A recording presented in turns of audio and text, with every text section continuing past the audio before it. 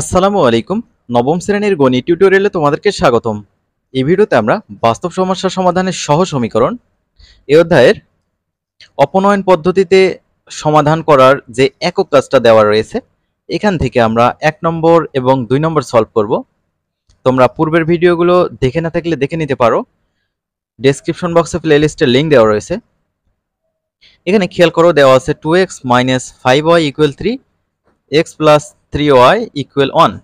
তো অপনয়ন পদ্ধতিটা খুবই সহজ অন্যান্য পদ্ধতির চাইতে আমি মনে করি। এখানে কি করতে হয়, এই যে এটা 1 নম্বর সমীকরণ ধরতে হবে আর এটা 2 নম্বর সমীকরণ ধরতে হবে। এই 1 নম্বর এবং 2 নম্বর সমীকরণকে এমন কোনো সংখ্যা দিয়ে গুণ করব যাতে হয় x x কেটে যায়, হয় y y কেটে যায়। যদি x x কেটে যায় তাহলে y এর মান বের হবে, আবার y y যদি কেটে যায় তাহলে x এর মান বের হবে। তো যে কোনো একটা করতে পারো।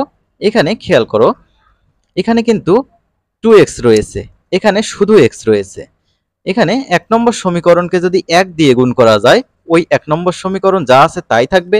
2 নম্বর সমীকরণকে যদি আমরা 2 দিয়ে গুণ করি তাহলে এই x এর জায়গায় x এর সামনে 2 চলে আসবে, অর্থাৎ 2x প্লাস এখানেও 2 দিয়ে গুণ হবে, 3 দুগুণে 6 হয় ইকুয়াল এখানেও 2 দিয়ে গুণ হবে, 2 একে 2 হবে। তাহলে এইখানে 2x হওয়ার কারণে যদি 1 নম্বর সমীকরণ 2 নম্বর সমীকরণ বিয়োগ করি তাহলে এই যে 2x আর এখানে তো চিহ্ন পরিবর্তন হবে বিয়োগ করার ফলে, তাহলে প্লাস 2x মাইনাস 2x কেটে যাবে, y এর মান বের হবে। পরবর্তীতে y এর মান দিয়ে আমরা x এর মান বের করতে পারবো। তো চলো আমরা উত্তরটা করে ফেলি।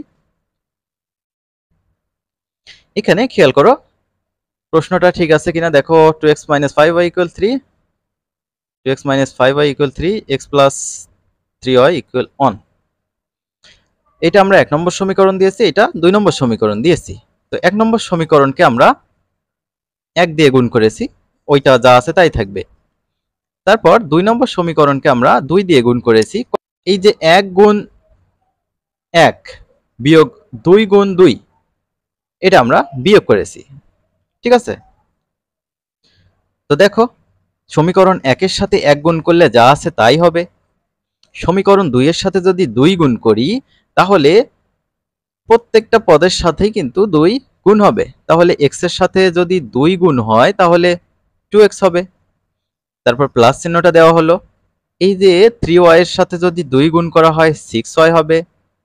তারপর সমান চিহ্নটা এখানে আমরা দিয়েছি। তারপর 1 এর সাথে 2 গুণ করলে 2 হবে। আশা করি বুঝতে পেরেছো। আমরা এখন বিয়োগ করব, বিয়োগ করলেই আমাদের y এর মানটা বের হবে। তো বিয়োগ করলে অবশ্যই চিহ্নর পরিবর্তন হবে। দেখো এখানে 2x এর সামনে প্লাস ছিল মাইনাস হয়ে গেছে, 6y এর সামনে এখানে প্লাস ছিল এটা মাইনাস হয়ে গেছে, আর এই যে 2 এর সামনে প্লাস আছে এটা মাইনাস হয়ে গেছে, অর্থাৎ চিহ্ন পরিবর্তন। এবার দেখো 2x প্লাস আর এই যে 2x নিচেরটা কিন্তু এখন মাইনাস, এই দুটো কেটে যাবে। তো জাস্ট দেখো -5y এখানে থাকে -6y, তাহলে -5y - 6y, এই দুটো যোগ করলে হবে -11y, ঠিক আছে। তো দেখো -11y সমান উপরে আছে 3, নিচে আছে -2, তাহলে 3 থেকে 2 বিয়োগ করলে হয় 1, সেটাই আমরা এখানে লিখেছি। এবার আমরা y এর মান বের করব, তাই এই যে -11 গুণ অবস্থা আছে ডান পাশে এটা ভাগ করে দেব, তাহলে এই 1 এর নিচে -11 ভাগ হয়ে যাবে। তো দেখতে পাচ্ছ মাইনাসটা আগে দিয়ে নিয়েছি, 11 সামনে দেওয়া যা কথা এই ভাগের সামনে দেওয়া একই কথা। তাহলে y এর মান বের হলো। এবার y এর মান ইউজ করে আমরা x এর মান বের করব। তাহলে আমরা দেখতে পাচ্ছি 2 নম্বর সমীকরণটা একটু সহজ, এটাতেই আমরা বসিয়ে দেব y এর মান। 1 নম্বর সমীকরণে বসালেও হবে, সমস্যা নেই। তাহলে 2 নং সমীকরণে y এর মান বসিয়ে পাই। 2 নম্বর সমীকরণটা এমন ছিল x + 3y = 1। তাহলে এখানে দেখো এই 3 এর সাথে y এর মানটা গুণ হবে, y এর মান কিন্তু -1/11। তাহলে এই যে প্লাস আর এই মাইনাস গুণ হবে, প্লাস মাইনাসে মাইনাস, 3 এর সাথে 1 গুণ করলে 3 একে 3 আর নিচে 11 যা আছে তাই, সমানের ডান পাশে যা আছে তাই। এবার আমরা x এর মান বের করব। x বাম পাশে রেখে -3/11 এটা ডান পাশে বার করে দেব, এটা প্লাস হয়ে যাবে। ওকে, তো x যা আছে তাই নেমে গেল, 1 এর নিচে একটা 1 আছে, এই ১ আর ১১র লসাগু ১১ই হবে। তো যেহেতু জাস্ট একটা পূর্ণ সংখ্যা ছিল এখানে ১, তো লসাগু দিয়ে পূর্ণ সংখ্যাকে গুণ করো, ১১ কে ১১, তারপর প্লাস, তো এখানে লসাগু যা এখানে হরও তাই, তাহলে লবের যা আছে তাই বসানো যায়। ৩, তো ১১ আর ৩ কত হয়?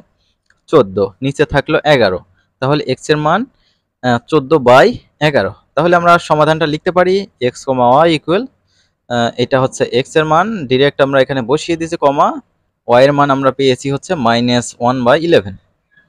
আশা করি বুঝতে পেরেছো কিভাবে সমাধান করতে হবে। আমরা পরবর্তী কাজে চলে যাব। ২ নম্বর দেখো, এটা ১ নম্বর সমীকরণ ধরবো, এটা হচ্ছে ২ নম্বর সমীকরণ ধরবো। এখন এখন আমরা কি করতে চাই?